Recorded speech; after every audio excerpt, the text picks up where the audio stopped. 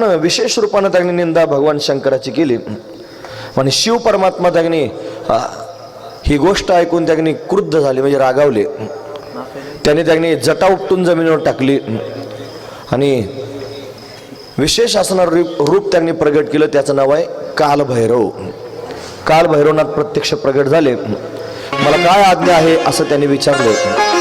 सांगितलं ब्रह्मदेव उदंड झालेला आहे, त्याला त्याचा दंड दिला पाहिजे, म्हणून दंड पाणींच भैरवम असं म्हणलं जातं. म्हणजे दंड देण्याचं काम करणारी देवता. गेले ब्रह्मदेव जास्त त्यांनी बोलत होता, पण त्या बोलणाऱ्या ब्रह्मदेवाची भगवान शंकराची निंदा करणारं जे तोंड आहे ब्रह्मदेवाचं, त्याला 5 तोंड होते.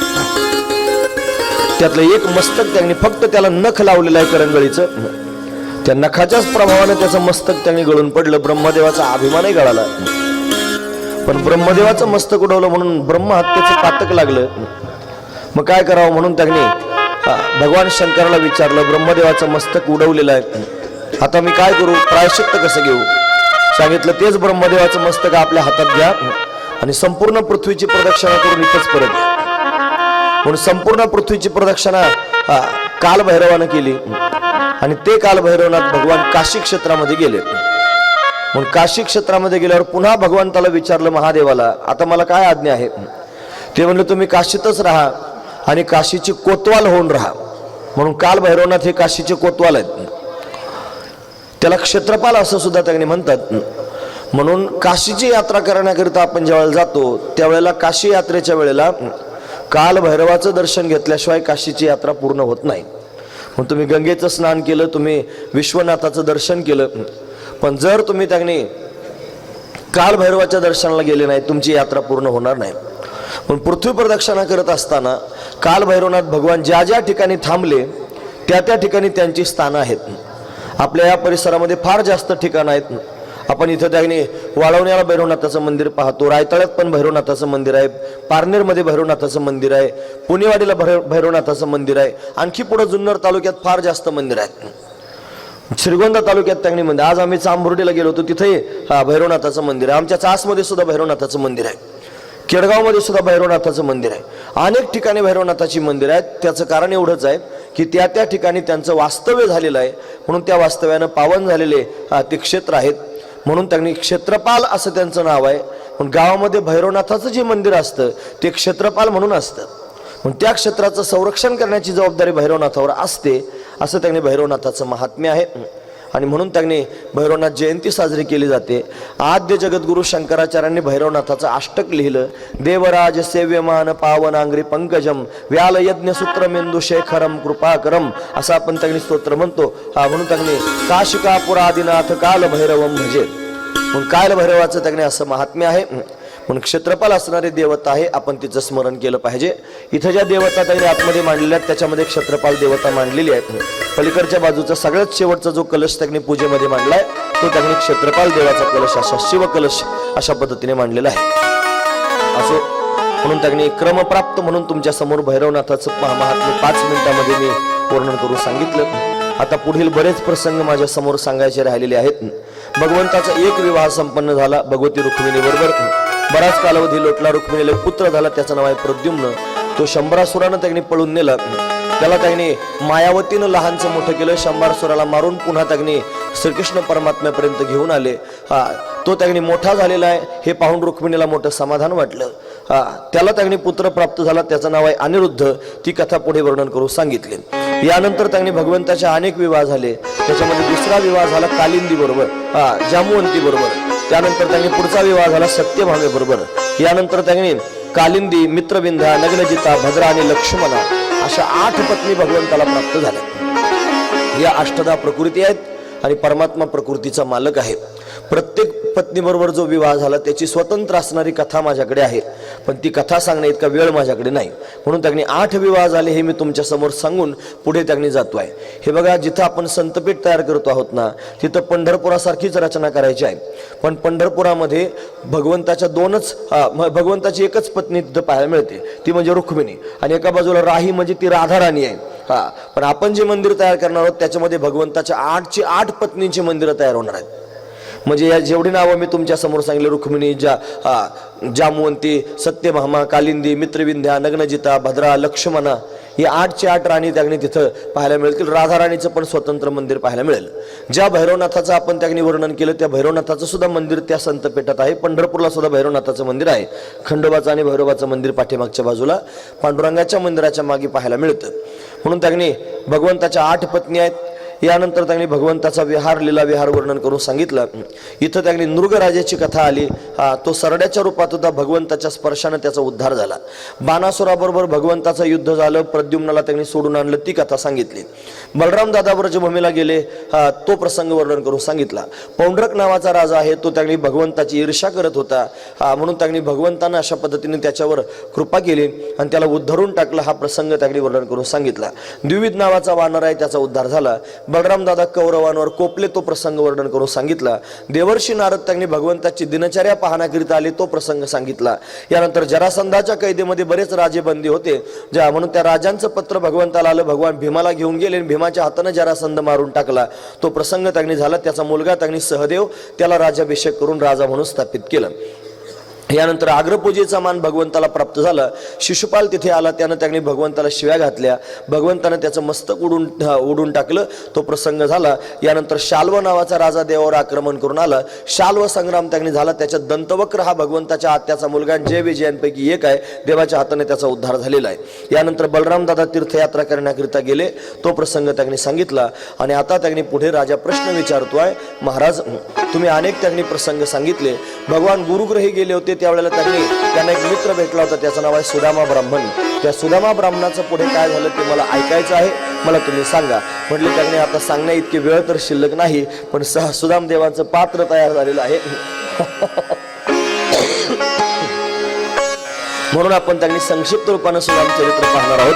त्याने लगेच पात्र घेऊन आलं तरी चालण्यासारखं आहे. त्यांनी पोरबंदर नावाच्या गावामध्ये त्यांनी राहतात. सुदामाचं एक भाऊ आहे, त्याचं नाव आहे चक्रपाणी. हा चक्रपाणी राजाच्या नगरीमध्ये भाटगिरी करत भाट झालेला आहे. तो त्यांनी राजाची भाटगिरी करत होता. राजाने त्यांनी सांगितलं तुझा भाऊ पण सुंदर वाटला, त्याला पण त्यांनी माझी भाटगिरी करायला बोलवलं. सुदामदेवांना त्यांनी बोलावलं, पण सुदामदेवाने सांगितले पहा माझा जन्म त्यांनी देवाचे गुणगान गाण्याकरिता झालेला आहे. मी राजा राजवाड्यांची स्तुती करणार नाही, माणसाची स्तुती करणार नाही. अनेकांची स्तुती आम्हा ब्रह्महत्या आणि वाचून येते एका पांडुरंगा, म्हणून पांडुरंगा वाचून दुसऱ्याची स्तुती मी करणारच नाही असं त्याने सांगितलं. राजा रागावला. राजानं त्यांनी अशा पद्धतीने फरमान काढलं की याला कोणीच काही खायला प्यायला द्यायचं नाही, कोणी शिधा सामुग्री द्यायची नाही. त्यानं व्रत धारण केलं होतं. मी त्यांनी अयाचक व्रत म्हणजे काही मागायचं नाही, आणि राजानं सांगितलं काही द्यायचं नाही. मग अशा पद्धतीने त्यांनी घरी लेकर बाळ उपाशी राहू लागले. मग काय करावं, त्याच्या पत्नीनं विचार केला की म्हणे ज्याच्याकरिता तुम्ही त्यांनी राजाची आवाज्ञा करून आलेले आहात, एकदा राजाला भेटायला तरी जा. मग त्यांनी जाण्याकरिता निघाले. पण म्हणे कसं जायचं, आपण गरीब आहोत. राजा भगवान द्वारकाधीश झालेले आहेत. मग तिनं त्यांनी काहीतरी हातात नेलं पाहिजे. मोठ्या माणसाला भेटायला जायचं म्हणले की काही भेट वस्तू नेली पाहिजे. मग काय त्यांनी न्यावा असा विचार मनामध्ये पडला. तिनं तिच्या मैत्रीकडून त्यांनी काही तांदळाची कणी गोळा करून आणली. ती त्यांनी एका स्वच्छ चांगली धुवून निर्मळ करून एका वस्त्रामध्ये बांधली आणि बांधून अशा पद्धतीने सुदामजींच्या हातात दिले. सांगितलं जा तुमच्या मित्राला ही देऊन या. मग मित्राला देण्याकरिता त्यांनी सुदामजी महाराज निघाले. मजल दर मजल करत भगवंताच्या दिशेनं भगवंताचं चिंतन करत सुदामजी महाराज प्रवास करत आहेत. राम चले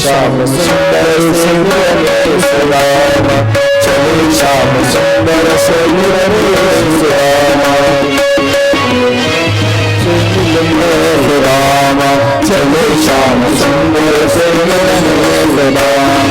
जात जात मार्ग में हरे राम, जात जात मार्ग में हरे कृष्ण राम, सुंदर से मिले राम, चले श्याम सुंदर से मिले राम, सुंदर से मिले राम, चले श्याम सुंदर से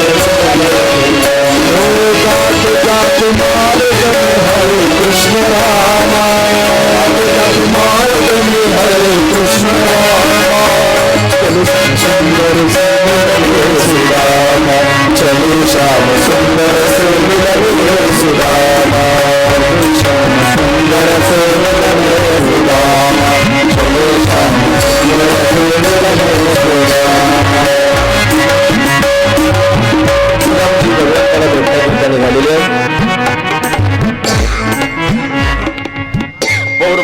पासून द्वारका नगरी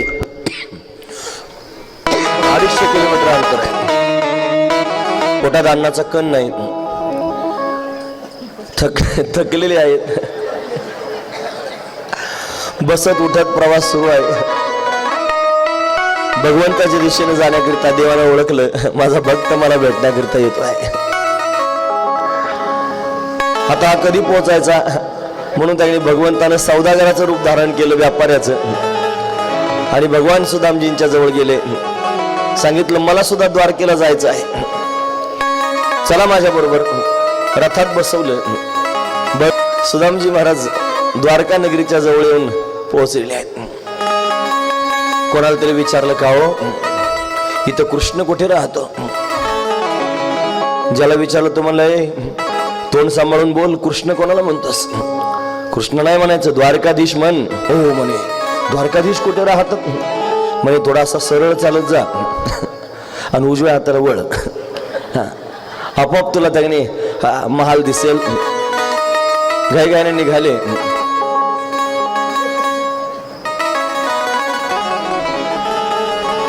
काठी टेकवत, अंगावर अंग भरून कपडे नाहीत, गुडघ्यापर्यंत धोतरणे असलेले आहेत. काठी टेकवत टेकवत रस्त्याने जात आहेत. भगवंताच्या दारात जाऊन उभे राहिलेले आहेत. द्वारपाल त्यांनी दरवाजात होते, त्यांनी अडवलं. त्यांनी द्वारपालाच विचारायला सुरुवात केली, अरे द्वारपालो, हे द्वारपालांनो, कृष्ण इथेच राहतो का? तेच रागवले. ते मला कृष्ण कोणाला म्हणतोस? द्वारकाधीश म्हण. हो म्हणे, द्वारकाधीश इथेच राहतात का? ते म्हणले हो इथेच राहतात. काय काम आहे? द्वारपालांना वाटलं गरीब ब्राह्मण आहे, देवाकडे काहीतरी मागण्याकरिता आला असेल. काय हवंय सांगा, आम्हीच देऊन टाकतो. द्वारपाल म्हणले. सुदामजी म्हणले हा काही मागायला आलो नाही, भेटायला आलोय. का बरं? द्वारकाधीश आहेत ना, माझे मित्र आहेत, बालपणीचे. असं म्हणल्याबरोबर त्यांनी आश्चर्यानं पाहू लागले द्वारपाल. त्याने विचारलं काय नाव आहे तुमचं? द्वारपालाने विचारलं. याने त्यांना नाव सांगितलं, माझं नाव सुदाम. मी बालपणी त्यांनी भगवंताला भेटलो होतो, तो माझा मित्र आहे. द्वारपालांना करुणा आली आणि दयार्द अंतकरणानं द्वारपाल भगवंताकडे निरोप सांगण्याकरिता निघाले. भगवान त्यागनी रुक्मिणी आईसाहेब बसलेले आहेत. सर्व त्यागनी पत्नी अवतीभोवती आहेत. हसी मजाक त्यागनी सुरू आहे. इतक्यात द्वारपाल गेला. द्वारकाधीशांचा विजय असो. देवाने विचारलं काय काम आहे? सांगितलं देवा एक ब्राह्मण दारात आलेला आहे, तुम्हाला भेटायचं म्हणतोय. आणि पुन्हा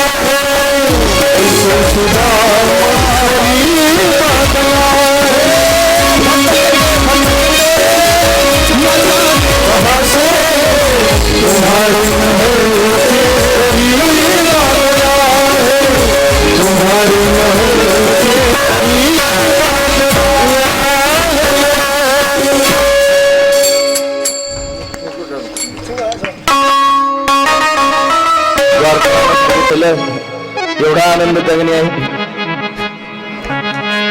सुदंजी को देख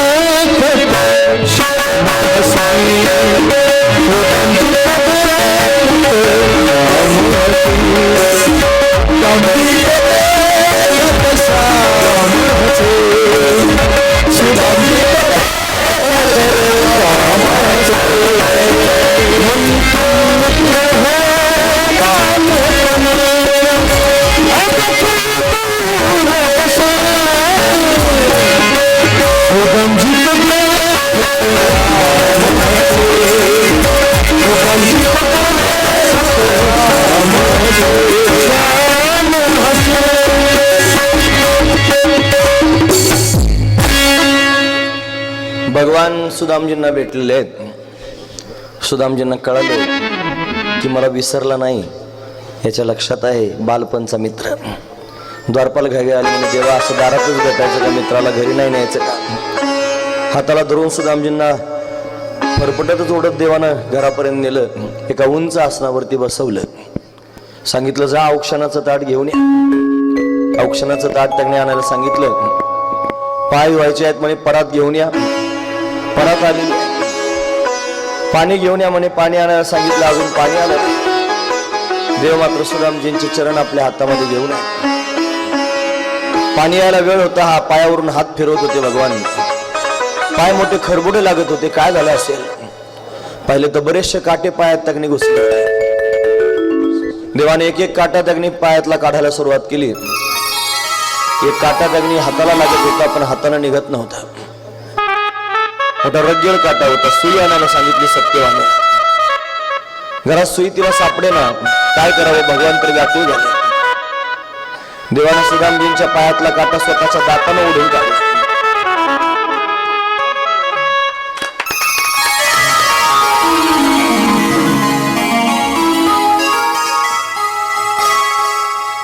सुदामजी व्याकुळ झालेले आहेत. जगाचा मालक आहे, माझ्या पायातला काटा काढतोय. पाण्याला हात लावला नाही, परातीला हात लावला नाही. पाणी परात को छे नाही, नैनन के जल से पगद होय. डोळ्यातल्या अश्रूंनीच पाय धुतले. आणि आता मात्र त्यांनी औक्षण करायला घेतलं. त्याच्या कपाळावर लिहिलं होतं श्री क्षय, म्हणजे संपत्तीचा क्षय. देवानं तीच अक्षर उलटी करून टाकली. यक्ष श्री. यक्ष म्हणजे कुबेर आणि श्री म्हणजे संपत्ती. तुला कुबेराची संपत्ती प्राप्त हो, त्याच्या औक्षणातच त्याला देऊन टाकलं सगळं. मग सुदामजींना त्यांनी चांगलं स्नान घातलेलं आहे. सुंदर सुंदर वस्त्र दिलेले आहेत. भोजन त्यांनी झालेलं आहे. विश्रांती करण्याकरिता सुदामजींनी त्यांनी अंथरुणावर अंग टाकलेले. भगवान त्यांनी जवळ जाऊन बसले, पाय दाबतात. ब्राह्मण घरी आला आणि मग भगवंतांना हळूच विचारलं, सुदामजी कसं काय, सगळं ठीक तर आहे ना, आनंदात आहे ना? काहीच विचार न करता सुदामजींनी लगेच उत्तर देऊन टाकलं, हो देवा, फार सुखात आहे, फार आनंदात आहे. माहित होतं याचे लेकरं त्यांनी उपाशी आहेत, बायको उपाशी आहे, घरी खायला काही नाही, आणि हा म्हणतो फार आनंदात आहे. कसा आहेस रे ब्राह्मणा, खोटं बोलतोस माझ्याशी? मग भगवान पुढे बोलू लागले, सुदामजी मग आनंदात आहात ना, मग वहिनींनी माझ्याकडे काहीतरी दिलं असेल ना? ती पुरचुंडी लपवायला सुरुवात केली. काय नाही काय नाही काय नाही देवा. देवा म्हणलं काय, मला दाखव दाखव म्हणलं की त्यांनी हिसकूनच घेतलं महाराज. ते गायग्याने सोडलं. त्याच्यामध्ये तांदळाची कणी होती. वा वा वा वा, वहिनीने एवढं सुंदर माझ्याकरता दिलंय म्हणे, तुम्ही लपवत होतात. खायला सुरुवात केली. पोहे सुदामदेवाचे फके मारी कोरडेच खाऊ लागला देव. रुक्मिणी साहेबांनी पाहिला, रे सगळं खाल्लं तर सगळं याला देऊन टाकतील संपत्ती, हातातून ओढून घेतली. ती कणी जमिनीवर त्यांनी पडली. भगवान रागानं रुक्माईकडे पाहू लागले. जमिनीवर बसले भगवान.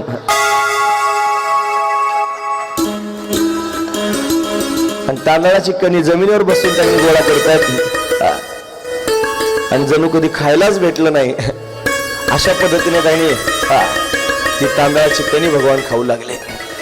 आणि पुन्हा सुदामजींकडे पाहून म्हणू लागले, सुदामजी खरं सांगू, माझ्या आईनं मला जेव घातलं होतं ना, त्याच्यानंतर परत मला जेवायलाच भेटलं नाही. हो, हे प्रेम आहे, सुदामजींच्या पोह्यात असणारं प्रेम आहे.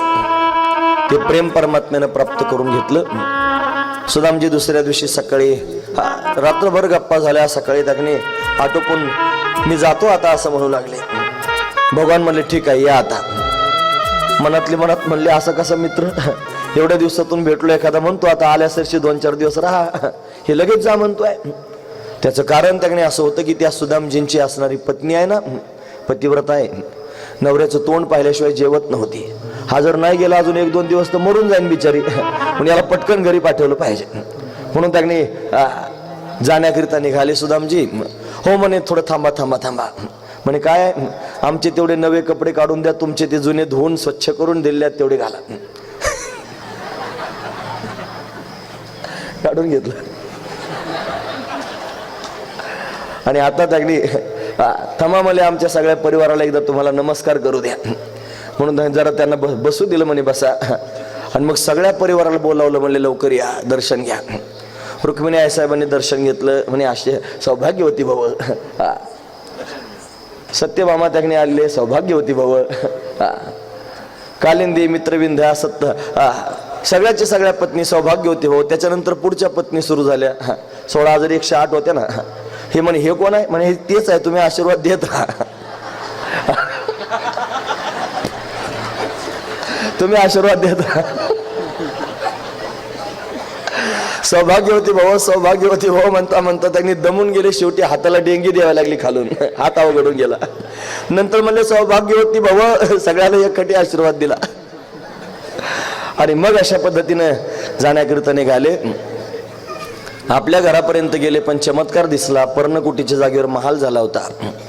मुलं राजबिंडी त्यांनी पाहायला मिळाली. पत्नीच्या अंगावर सुवर्ण अलंकार पाहायला मिळाले. आणि मग कळालं की मला तिथं काहीच कळू दिलं नाही आणि इथं एवढं वैभव प्राप्त करून दिलं. 2 हात कानाला लावले आणि पटकन जमिनीवर बसले. भगवंता किती प्रेम करतोस नाही आपल्या भक्तांवर. सगळं काय त्यांना देऊन टाकतोस. तुम्ही ऐकतात ना सर्वजण. सुदामजींना वैभव दिलं पण सुदामजी वैभवात राहिले नाही महाराज. सुदामजी म्हणले देवा मला वैभव नको आहे मला तू हवायस. हा बऱ्याच वेळेला परीक्षा सुद्धा पाहत असतो. महत्वाची गोष्ट आहे. खरं सांगू का देव भक्तांना वैभव देतो मग समाधानी करतो असं नाही.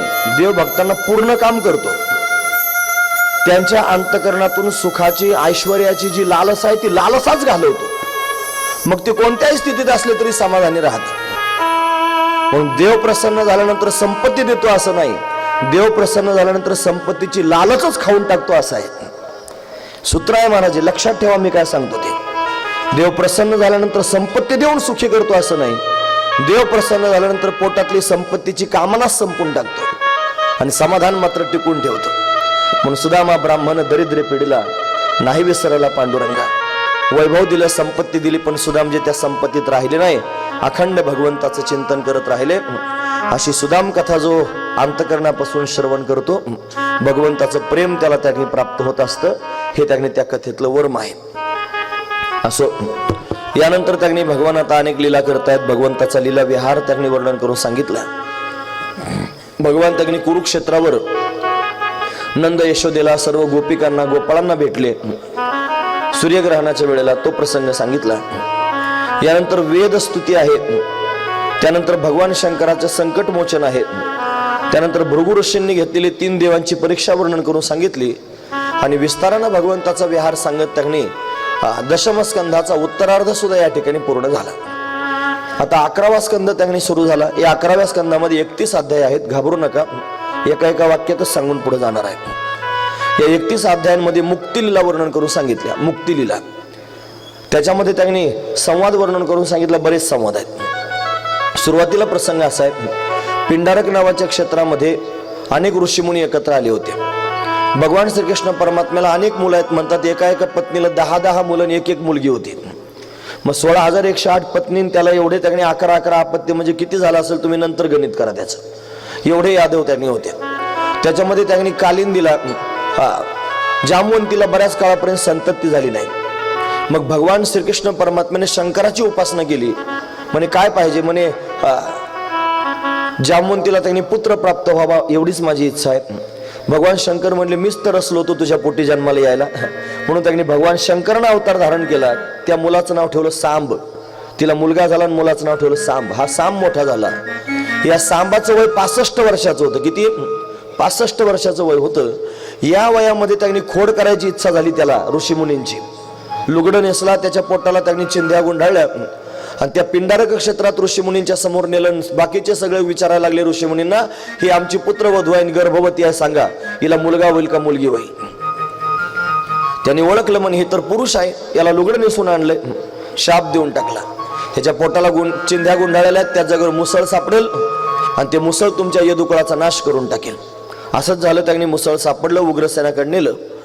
उग्रसेनाने त्याचा भुगा चुरा करायला लावला तो फेकून दिला समुद्रात. एक तुकडा शिल्लक होता बाणाच्या टोकाला. तो तुकडा समुद्रात फेकला. तो एका व्याधाला सापडला. त्यानं तो बाणाच्या टोकाला लावून शिकार करत होता. आता त्यांनी महाराज इथे वसुदेवजी महाराजांना भेटण्याकरिता नारदजी आले. नारद वसुदेवाचा संवाद त्याने आहे, त्याच्या अंतर्गत जनक आणि नवयोगेश्वरांचा संवाद झाला. नवयोगेश्वरांनी जनकाला जो उपदेश केला त्याचं वर्णन त्याने इथे विस्तारानं सांगितलेलं आहे. यानंतर 7व्या अध्यायापासून 29व्या अध्यायापर्यंत त्यांनी उद्धव गीता आहे. भगवंतानं उद्धवाला सांगितलं, त्वम तू सर्व परित्यज्य स्नेहम स्वजन बंधुषु मय्यासक्त मनस सम्यक समदृक विचरस्व गाम. त्याने विचारलं, मी त्याने पृथ्वीवर विचरण करावं, असं आनंदानं विचरण करावं तुम्हाला वाटतं, पण कसं विचरण करू, कोणत्या रीतीने ते सांगा. मग त्याला उदाहरण म्हणून यदू आणि अवधूताचा संवाद सांगितला. यदुराजाला भगवान दत्तात्रय भेटले, दत्तात्रयांनी 24 गुरूंचं वर्णन करून सांगितलं. ती 24 गुरूंच्या त्यांनी वर्णनाची कथा इथे त्यांनी सांगितलेली आहे. यानंतर भागवतामध्ये बद्धमुक्ताची लक्षणं आहेत, सत्संगाचा महिमा आहे, हंस आणि सनकादिकांचा संवाद आहे, हंसगीता त्यांनी वर्णन करून सांगितले. यानंतर त्यांनी जो चुरा फेकून दिला होता समुद्रामध्ये त्या मुसळाचा, त्याच्यापासून एक गवत तयार झालं, त्याचं नाव येरका. आपण सगळेजण त्याला लव्हाळे म्हणतो. यादव उन्मत्त झालेले यादवांनी एकमेकावर त्यांनी आघात करायला सुरुवात केली. लव्हाळे उपटून एकमेकाच्या डोक्यात टाकणार त्याची मुसळ झाले आणि यादवाने एकमेकाच्या डोक्यात मुसळ घालून यदुकुळाचा अशा पद्धतीने निपात करून टाकला. ते बाणाचा जो टोप त्यांनी आहे ते मुसळापासूनच तयार केलेलं होतं. तो व्याध अशा पद्धतीने त्यांनी शिकार करत होता. भगवंतानं मैत्रेयाला उद्धवाला उपदेश केला, त्यांना त्यांनी पाठवून दिलं. इकडं त्यांनी दारुक नावाचा भगवंताचा सारथी आहे त्याला बोलावलं, सांगितलं आजपासून 7व्या दिवशी ही द्वारका नगरी समुद्रात बुडणार आहे, तू सगळी त्यांनी आयुध घेऊन माझी वैकुंठाला निघून जा म्हणून त्याला पुढे पाठवून दिलं. आणि आता भगवान जाणार आहेत निजधामाला. विशाल पिंपळाच्या झाडाखाली भगवान त्यांनी बसलेले आहेत. एका पायावर देवानं दुसरा पाय ठेवलेला आहे, 2 हात त्यांनी मस्तकाच्या मागे लावलेले आहेत, डोळे बंद करून त्यांनी चिंतन करतायत. देवदेवता आकाशात उभे आहेत, देवाचं स्वागत करतायत. देवा लवकर या, तुमच्या वाचून वैकुंठ आता सुनं वाटताय. मग देवदेवतांचं म्हणणं त्यांनी पूर्ण करण्याकरिता भगवान जाण्याच्या तयारीत आहेत. आता त्या व्याधानं त्यांनी बाण मारलेला आहे. हरण समजून भगवंताचा पाय हलत होता, त्याला वाटलं हरणच आहे, पण हरण समजून बाण मारला आणि भगवंताच्या पायाच्या अंगठ्याला तो बाण लागला. व्याध त्यांनी धावत आला, त्यानं पाहिलं बाण लागलेला आहे आणि द्वारकाधीशांना बाण लागलेला आहे. तो घाबरला, व्याकुळ झाला. भगवान म्हणले, घाबरू नकोस, मी तुला काही दंड देणार नाही, मला अवतार संपवायचा आहे. तू राम अवतारातला वाली आहेस, मी लपून तुला बाण मारला होता तेव्हा तू मला म्हटला होतास माझा आणि माझ्या भावाचं भांडण आहे, तू मला का बाण मारलास सांग. पण त्यावेळेला तू अपराधी होतास, तू भावाची पत्नी पळून नेली होतीस म्हणून त्यांनी तू आतताई होतास, तुला मारणं त्यांनी कर्मप्राप्त होतं, मी क्षत्रिय होतो. म्हणून तुला मी वचन दिलं होतं की या अवतारात मी तुला मारलेला आहे, मी माझा पुढचा अवतार तुझ्या हाताने संपवीन. म्हणून तोच त्यांनी वाली आणि या व्याधाच्या रूपानं त्यांनी प्रगट झाला होता. म्हणून त्यांनी त्यानं बाण मारला. त्याला अधिविमान त्यांनी बोलवून भगवंताला पुढे पाठवून दिलं. मग भगवान त्यांनी अशा पद्धतीने अंतर्धान झालेले आहेत. सर्व देवदेवतांचा आग्रह पाहून भगवान त्यांनी डोळे बंद करून स्वरूपाच्या स्थितीमध्ये स्थिर झाले. सर्व व्यापक असणारा तो परमात्मा सर्व ठिकाणी सामान्य रूपानं आहेच आहे, पण विशेष रूपानं त्यांनी मी राहीन असं भगवंतानं सांगितलं होतं. कुठे उद्धवाला वचन दिलं होतं, स्वकीयम यद भवेत तेजातच्च भगवती दधात तिरोधाय प्रविष्टोयम श्रीमद भागवतार्णवम. म्हणून भागवत रूपी समुद्रात मी माझं स्वतःचं तेज ठेवणार आहे असं देवानं उद्धवाला वचन दिलं होतं. म्हणून भगवान त्यांनी अंतर्धान झाला आणि या श्रीमद भागवतात येऊन वास्तव्यास राहिला. म्हणून देवाला जर शोधायचं असेल तर कुठेच पाहायची आवश्यकता नाही, नका पाहू कोठे, करा हरिकथा, तेथे आवचिता प्रगटेल. म्हणून कुठे पाहायची गरज नाही, हरिकथा करा, कथेमध्ये देव उभाच असतो. म्हणून त्यांनी या कथेत परमात्मा आहे, तो याच ठिकाणी वास्तव्य करतो आहे असा भगवान त्यांनी अंतर्धान झाला. भगवान अंतर्धान पावले. देवदेवतांनी त्यांनी भगवंताच्या नावाचा घोष केलेला आहे आणि सर्वांना त्यांनी अशा पद्धतीने आनंद देत परमात्मा निज धामाला निघून गेलेला आहे. गोपाल कृष्ण भगवान की जय, गोपाल कृष्ण भगवान की जय, गोपाल कृष्ण भगवान की जय. Hello hello. एतद्देव देवस्य विष्णू कर्माणि जन्मच कीर्तयेत श्रद्धयामर्त्य सर्व पापै प्रमुच्यते. सगळ्या पापांचं नाश करणारा असं भगवंताचं चरित्र आपण श्रवण केलं. भगवान 11 वर्ष त्याने वृंदावनात राहिला, भगवान 14 वर्ष मथुरेत राहिला, आणि भगवान 100 वर्ष द्वारकेत राहिला. असं 125 वर्षाचं आयुष्य परमात्म्याला प्राप्त झालं. आणि एवढ्या कालखंडात भगवंतानं पृथ्वीवरच्या पापाचा भार त्याने घालवला आणि पृथ्वीला पापमुक्त करून भगवान अशा पद्धतीने निजधामाला निघून गेला. अशी सुंदर कथा त्याने आपण पाहिली. तेशाम 11 स्कंध समाप्त. 11वा स्कंध या ठिकाणी पूर्ण झाला. 12वा स्कंध आपण पाहतो आहोत. या 12व्या स्कंदामध्ये 13 अध्याय आहेत. त्याच्यात आश्रय लीला वर्णन करून सांगितले. याच्यामध्ये कलियुगाचं वर्णन आहे, कलियुगातल्या राजांचं वर्णन आहे, कलियुगाचे धर्म आहेत, कलियुगातले दोष आहेत, कलियुगाचे गुण आहेत. या सगळ्या गोष्टी त्यांनी वर्णन करून सांगितल्या. याच्यामध्ये त्यांनी आश्रय तत्व वर्णन करून सांगितलं. 4 प्रकारचे प्रलय सांगितले. नैमित्तिक प्रलय, प्राकृतिक प्रलय, प्राकृत प्रलय, आत्यंतिक प्रलय असे प्रलय त्यांनी सांगितले. संसाराची स्थिती वर्णन करून सांगितली. आणि त्यांनी 7 दिवस त्यांनी पूर्ण झालेले आहेत. राजा कथा श्रवण करतोय. श्री शुकदेवजी महाराजांनी राजाला जाणीव करून दिली, राजा 7 दिवस झालेले आहेत, तुझा मृत्यू जवळ आलेला आहे. तक्षक नावाचा सर्प आता तिथून निघालेला आहे. तो कधी पण येईल आणि तुला स्पर्श करेल. हे बघ, आता आपल्याला थांबायचंय. कोणी त्यांनी आता कथेतून जाऊ नका, कथेच्या फलदानाची वेळ झालेली आहे. म्हणून त्यांनी आता माझी काय चूक नाही. 12 वाजून काहीतरी 35-40 मिनिटं झालेली आहेत. त्याच्यातले 40 मिनिटं आपण नाचलेलोच आहोत, हे की नाही. म्हणून त्यांनी तुम्हाला नाचावं पण वाटतंय, ऐकावं पण वाटतंय, मी काय करू त्याला. म्हणून वेळेत सगळ्या गोष्टी त्यांनी व्हाव्या असं वाटत असलं तर काही गोष्टीला आवर पण घातला पाहिजे. पण असो, मस्त आनंद घेतला सगळ्या लोकांनी. असं तरी आनंद कधी मिळणार आहे, महत्वाची गोष्ट आहे. कथा रेकॉर्डिंग पण ऐकता येईल, पण प्रत्यक्षात आनंद कधी घेता येईल. म्हणून सर्वांनी आनंद घेतला. तक्षक निघाला होता. कश्यप नावाचा ब्राह्मण त्याला भेटला. त्या ब्राह्मणाला अनेक प्रकारचं धन देऊन त्यांनी परत पाठवलं. तक्षक त्यांनी राजाच्या जवळ येणार आहे. राजाला त्यांनी उपदेश करता शुकाचार्य महाराज, राजा तोम तू राजन मरिष्येती पशुबुद्धिमी मामजही न जात प्राग भूदोद्य देह तत्वम न संशशी. तू त्यांनी मरणार आहेस असं जर समजत असेल तर ते अंतकरणातून काढून टाक. तू त्यांनी सच्चिदानंद स्वरूप आहेस. राजाला हे कळालं. राजाने सांगितलं, अहम ब्रह्म परम धाम ब्रह्महम परमम परम. मी ब्रह्मरूप आहे याची मला जाणीव झालेली आहे. म्हणून जन्म आलो त्याचे, आजी फळ झाले साचे. तुम्ही सांभाळले संती, भय निरसली खंती. कृतकृत्य झालो, इच्छा केली ते पावलो. तुका म्हणे काळ आता करू न शक्य बळ. असे उद्गार राजाच्या मुखातून बाहेर पडले. मरण माझे मरून गेले, मज केले अमर. मरणाहाती सुटली काया विचार या निश्चय. आपले मरण पाहिले म्या डोळा, तो झाला सोहळा अनुपम्य. असे अनेक प्रमाण मला सांगता येतील. राजाला ही अवस्था प्राप्त झालेली आहे. राजाची दिव्य स्थिती पाहून शुकाचार्य महाराजांनी ते स्थान सोडून दिलं. उठून उभे राहिले, जाण्याकरिता निघाले. राजानं साष्टांग प्रणिपात त्यांनी शुकाचार्यांच्या समोर केला. महाराज तुम्ही आलात. गोदोहन काल मात्र एका जागेवर थांबत नाहीत. म्हणजे गायीची धार काढायला जेवढा वेळ लागतो तेवढा वेळ सुद्धा एका जागेवर थांबत नाहीत.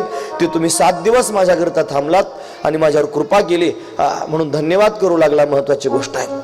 हरि की कथा सुनाने वाले, हरि का दरस दिलाने वाले, तुमको लाखो प्रणाम त्यांनी केले. शुकाचार्य महाराज निघून गेले. राजा भगवंताचं स्मरण करू लागला. त्या स्मरणामध्ये राजाला समाधी लागलेली आहे. इतक्यात तक्षक नावाचा सर्प आला. त्यानं राजाच्या शरीराला त्यांनी स्पर्श केला.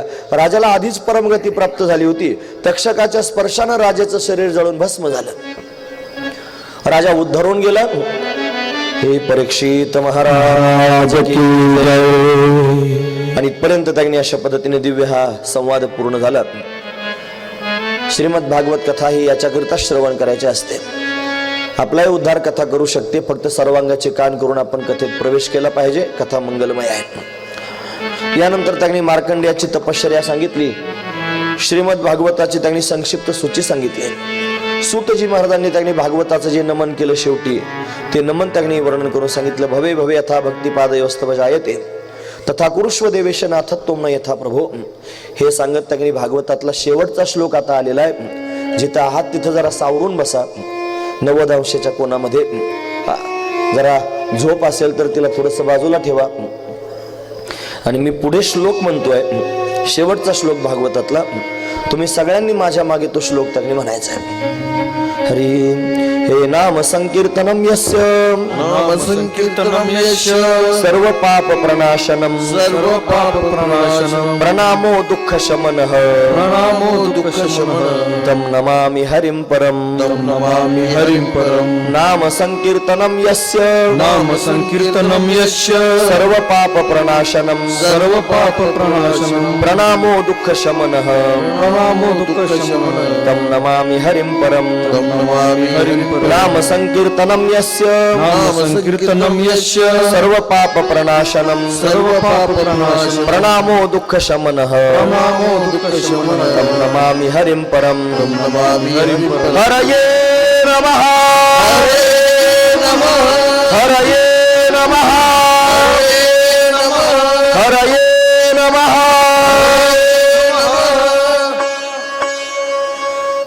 द्वादश स्कंध त्याने 12वा स्कंध पूर्ण झालेला आहे. कायेन वाचा मनसेंद्रियर्वा बुद्ध्यात्मना वा प्रकृती स्वभावात करोमि यद यद सकलम परस्मै नारायणायती समर्पयामि. झालेली सेवा नारायणाच्या चरणी समर्पित करूया. इत्यशाम वाङ्मयी मूर्ती वाङ्मयी पूजा श्रीमद शंकर पादयो अर्पिता तेन देवेश प्रियताम मे सदाशिवा. पण ही वाङ्मयीन असणारी पूजा भगवान सदाशिवाच्या चरणी भगवान श्यामसुंदराच्या चरणी समर्पित करून याच ठिकाणी थांबूया. माझ्या शब्दानं जर एखाद्याचं अंतकरण दुखावलं गेलं असेल तर माय बापाचं अंतकरण करा, मन मोठं करा आणि माझे अपराध त्यांनी पोटात घाला, मला क्षमा करा अशी सर्वांकडून अपेक्षा करतो. कारण बोलण्याच्या ओघामध्ये एखादा कठोर शब्द निघून जातो मुखातून आणि त्याने एखाद्याच्या अंतकरणाला इजा होऊ शकते आणि फल देणार आहेत भगवान शंकर. म्हणून त्यांनी संसार रूपी फल आपण मागायचं नाही. जर मागणार असाल तर दुर्लभ गोष्ट आहे, दुर्मिळ गोष्ट काय असेल तर भगवान श्रीकृष्ण परमात्म्याचं प्रेम. पण भगवंताकडे प्रेम मागत, ते प्रेमच फार महत्वाचं आहे. म्हणून त्यांनी मी पुढे भगवान शंकराच्या नामाचा घोष करणार आहे, तुम्ही माझ्या मागे त्यांनी भगवंताच्या नामाचा घोष करा. हाताची उंझळ, डोळे त्यांनी बंद सर्वांचे असले पाहिजेत आणि भगवान शंकराचं स्मरण करून अंतकरण त्यांच्या समोर तुम्ही प्रगट करू शकता. डोळे बंद करा सगळ्यांनी, मागे डोळे बंद करा सगळ्यांनी.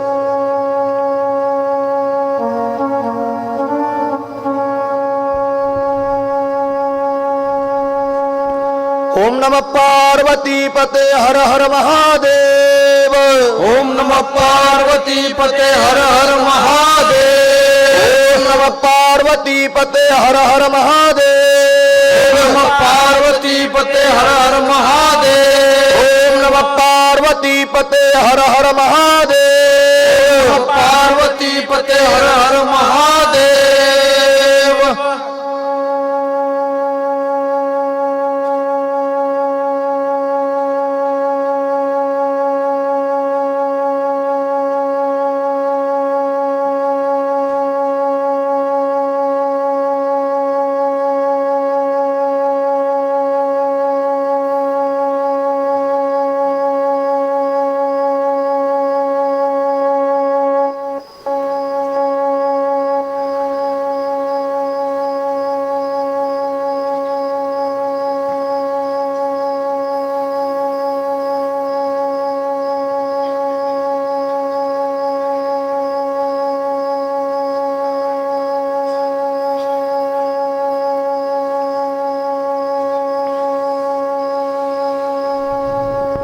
हरि ओम.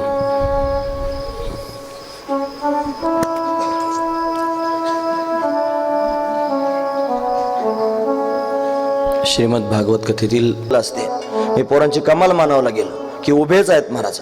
जे डोळ्यासमोर त्यांनी काम करताना दिसतात ते तर दिसतात, जे पडदे आड आहेत महाराज ते सुद्धा काही विशेष आहेत की जे समोर आले नाहीत पण कष्ट मात्र त्यांनी फार केलेले आहेत. म्हणून त्यांनी प्रत्येकानं ज्याच्या त्याच्या पद्धतीने त्यांनी महाराज ज्याला ज्याला जी जी जबाबदारी प्राप्त झाली ती प्रत्येकानं अगदी काटेकोरपणे त्यांनी बजावली आणि सुंदर असणारी कथा या ठिकाणी संपन्न झाली. म्हणून त्या तरुणांमुळे त्यांनी कथा झालेली आहे. हे मंडळ त्यांनी स्थापन झालेलं आहे. त्यांनी सांगितलं होतं महाराज ही कथा त्यांनी करायची आहे. आमच्या मनात एकच भाव आहे की तुम्ही संतपीठाकरता अट्टहास करता आहात. आमच्या कथेच्या माध्यमातून जर त्यांनी संतपीठाकरता काही मदत झाली तर आम्हाला समाधान वाटेल. जेवढी तुम्हाला मदत त्यांनी करता येईल तेवढी मदत आम्ही करू. म्हणून त्यांनी ती मदत करण्याच्या उद्देशानंच त्यांनी हे नियोजन केलं आणि मदत करण्याकरिता तयार सुद्धा आहेत. त्यांच्याच माध्यमातून कालपर्यंत आपण सूचना ऐकल्या. त्यांचा संकल्प असा होता की 2000 लोक जर कथा श्रवण करण्याकरिता येतात आणि एका एका माणसाने एक एक दगड जरी दिला तरी 2000 दगड जागेवर तयार होतील. म्हणून मुख्य असणारं जे मंदिर आहे त्या मंदिराकरिताच 2-3 हजार दगड त्या लागतात. म्हणून त्यांनी एखादा आम्ही त्यांना फक्त म्हणले 1000 दगड जरी आपल्याला प्राप्त झाला तरी सुद्धा एखादं मंदिर त्याच्यातून तयार होऊ शकतं. कृपया सर्वांनी 2 मिनिटं थांबायचं आहे आणि आदरणीय पूज्य महाराजांच्या मुखारविंदातून आपण भगवंताचं चरित्र गेले 8 दिवस श्रवण केलेलं आहे. अनेक क्षेत्राचं महात्म्य या कथेच्या माध्यमातून आपण श्रवण केलेलं आहे. अनेक क्षेत्रामध्ये भगवंताने अनेक लीला केलेल्या आहे. या भागवताच्या माध्यमातून श्रवण केलेलं आहे. गेल्या 2-3 दिवसापूर्वी ती सूचना सांगितली होती, परंतु भगवंताने ज्या क्षेत्रामध्ये अर्जुनाच्या निमित्ताने असणारी तुम्हाला आम्हाला सांगितली जी भगवद्गीता आहे, असं असणारं श्रीक्षेत्र कुरुक्षेत्र, आणि या कुरुक्षेत्रावरती भगवंताने अर्जुनाला भगवद्गीता सांगितली. त्या क्षेत्रामध्ये आदरणीय पूज्य महाराजांच्या मुखारविंदातून आपणाला श्रीमद भगवद्गीता भावकथा श्रवण करण्याचं भाग्य प्राप्त झालेलं आहे. ते असणारे योगेश गारुडकर यांच्या माध्यमातून, त्यांच्या नियोजनातून. म्हणून ज्यांना असणारं वैष्णव देवीचं दर्शन आणि करून अन्य क्षेत्राचं दर्शनही त्या ठिकाणी होणार आहे. 12-13 दिवसाचा असणारा हा प्रवास आहे. त्याच्या पत्रिका या ठिकाणी उपलब्ध आहेत. ज्यांना हवे असतील त्यांनी त्यांच्याकडून घेऊन जायचे, नंतर नाव नोंदणी करायची. कृपया आज आरती झाल्याशिवाय कोणी जाऊ नका, थांबा.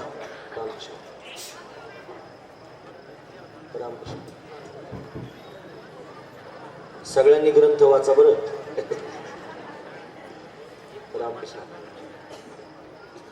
आणि गेल्या या कथेच्या दरम्यान अनेक भाविकांनी या ठिकाणी या वारकरी संत पीठासाठी यथाशक्ती मदत केलेली आहे. म्हणून श्री वारकरी परिवाराच्या वतीने आपले मनपूर्वक धन्यवाद. आज सुद्धा अनेक मोठ्या प्रमाणामध्ये या ठिकाणी मदत केलेली आहे. सर्वांची नावं मला असं वाटतं वाचणं शक्य नाही, परंतु केडगाव या ठिकाणून आलेले श्री अनंत भालेराव श्री वारकरी परिवाराचे सदस्य आहेत. तर त्यांनी आज या भगवंताचा विवाह या ठिकाणी संपन्न झाला आणि त्याच दरम्यान 30,000 रुपये 1 गुंठ्यासाठी रोख स्वरूपामध्ये या ठिकाणी सुपूर्द केलेले आहेत. धन्यवाद.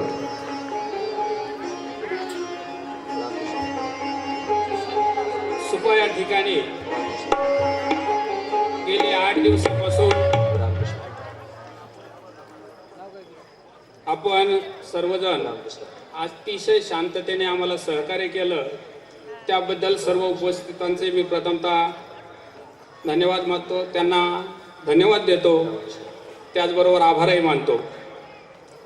नव्यानं आज महाराजांनी सांगितल्याप्रमाणे या ठिकाणी कालपासून आपण जे आवाहन केलं होतं त्या आव्हानाला प्रतिसाद देत अतिशय मोठ्या प्रमाणामध्ये संतपीठासाठी वर्गणी जमा झालेली आहे.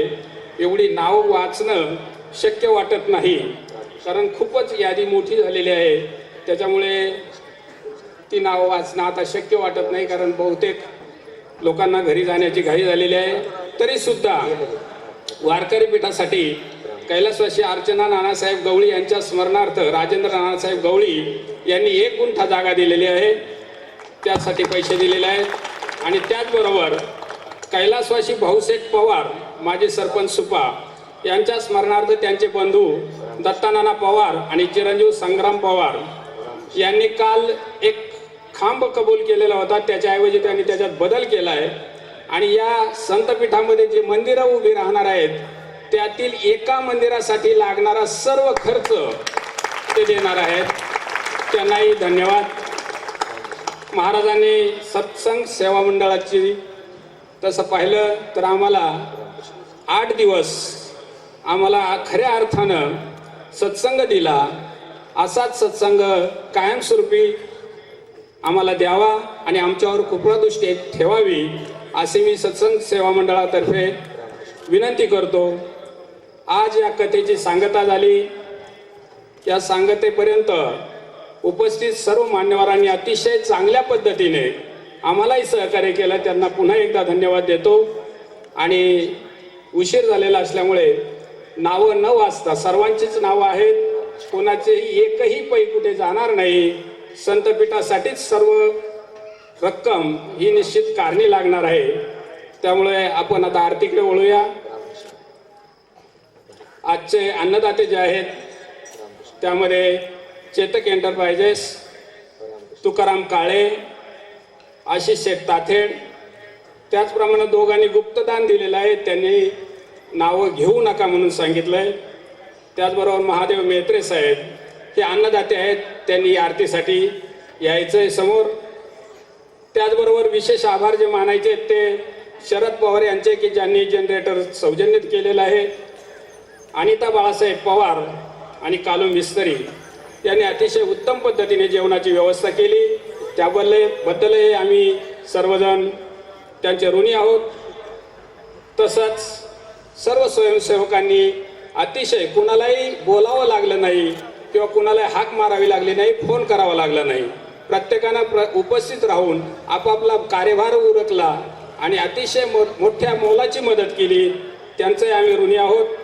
त्याचबरोबर भालदार चौकदार, त्यामध्ये रामचंद्र दादा कातोरे कामरगाव आणि आप्पा काशीबाज साठे कामरगाव यांनीही सेवा म्हणून खऱ्या अर्थानं काम केलं.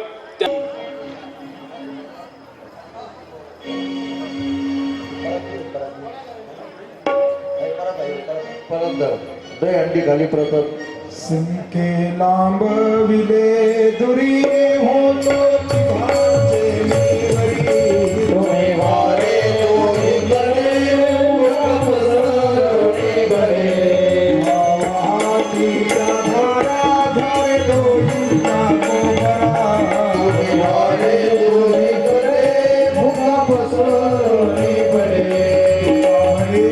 हाती लोका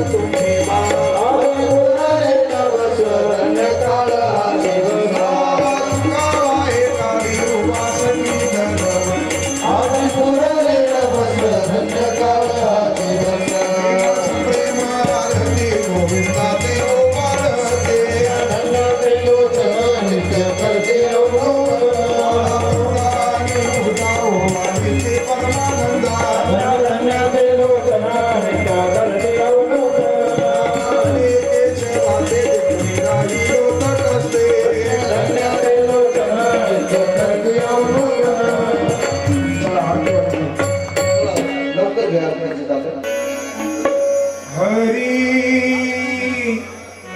पाहिला रे